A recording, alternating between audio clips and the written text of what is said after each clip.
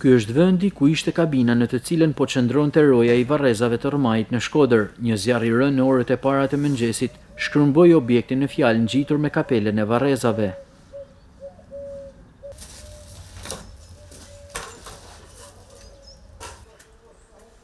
Ndërhyrja në kohë e zjarfikësve nisur edhe nga distanca afërt bëri që flaket të neutralizohen në momentin e duhur, përpara se ato të përhapeshin, duke vënë në rrezik kapelen e rrmajit bashkë me varrezat. Grupi hetimor ka mbërritur në vendngjarje dhe po punon për zbardhjen e rrethanave të saj. Nisur nga deklarimet e rojës, shkak dyshohet të ketë qenë një shkëndijë elektrike në kabinën e tij. Megjithatë i mbetet grupit hetimor për të dalë në konkluzionin përfundimtar.